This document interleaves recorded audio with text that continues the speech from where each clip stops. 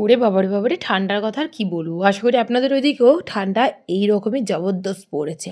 আর এই জবরদস্ত ঠান্ডার মুহূর্তে গরমা গরম চা ছাড়া খাবার আর কিছুই ভালো লাগছে না। গরমা গরম হাতে চা নিয়ে ঘুরছি বাগানে। আর তার সঙ্গে ঋষির আবদার মেটাতে চললাম বাগানের দিকে। পিসুমণি ওই বাগানটাকে ঠিক করছে, এটা নাকি আমাকে দেখতে হবে।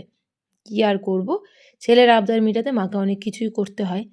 তাই এই হাওয়ার মধ্যেই বাগানে ঘুরে ঘুরে পিসুমণির বাগান দেখলাম। আজকে ঋষির ব্রেকফাস্টের মেনু হলো সুজি। আজকে সুজিটাকে না নলেন গুড় দিয়ে বানিয়েছি। আর আমার ঋষির খাবার দেখলেই কান্না পায়। এই কান্নাকে আমাকে কি সুন্দর করে খেলার ছলে ছলে হাসিতে পরিণত করতে হয়। কত কিছু শিখে গেছি এখন।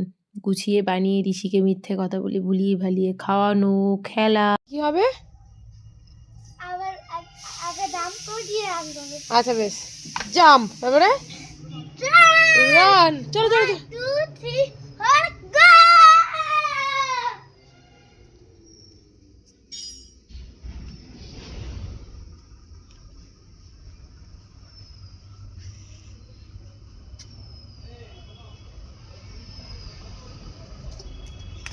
এই আবার আবার আবার আবার আবার জাম্প, জাম্প করো, আবার জাম্প।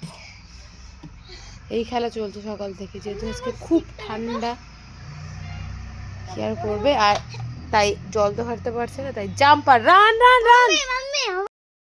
তাহলে সব থেকে কষ্টদায়ক যে জিনিসটা আমার মনে হয় সেটা হচ্ছে ভাত খাওয়ার পরের সিচুয়েশনটা। এত ঠান্ডা লাগে ভাত খাওয়ার পরে, মনে হয় যেন তখন যত রাজ্যের ঠান্ডা মানে আমাকেই ঘিরে ধরে। উফ, আমি জানি না আপনাদের মধ্যে কার কার এরকম মনে হয় যে ভাত খাওয়ার পর অতিরিক্ত ঠান্ডা লাগছে। আমার তো ভীষণ ঠান্ডা লাগে, মানে ভাত খাওয়ার পর আমি 1-2 মিনিটও দাঁড়িয়ে থাকতে পারি না। আমাকে ঢাকা নিয়ে একদম জড়সড়ো হয়ে একদম গুটলু পুটলু হয়ে শুয়ে পড়তে হবেই হবে। সেরকমই এখনকার সিচুয়েশন। ভাত খাওয়া হলোই সবে, এবার আমি কুটলু পুটলু হয়ে একটু শোবো, বিকেলে উঠে আবার মিনি ব্লগটাকে কন্টিনিউ করবো। এখন আমরা সবাই মিলে বসেছি, সন্ধ্যের একটা জমজমাট আড্ডা।